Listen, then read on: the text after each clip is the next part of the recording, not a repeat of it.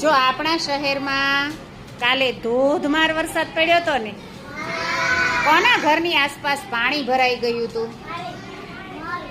અરે વાહ! જો પાણી ભરાઈ ગયું હોય ને એમાં આપણે હોળી બનાવીને તરતી મૂકી દઈએ તો કેવી મજા આવે.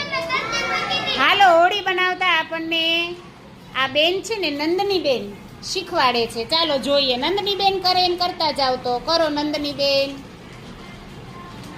બધા એવી રીતે કરો. બહુ સરસ. નંદની બેનને હોળી આવડે છે. હો, અહીંયા બરાબર ધ્યાન રાખજો. આ હોળી કાલે વરસાદ આવે ત્યારે આપણે પાણીમાં તરતી મૂકી દેશું. આજ આવશે? ઓકે, આજે વરસાદ આવે ત્યારે મૂકીશું. ચાલો, હા કરો નંદની બેન. Very good.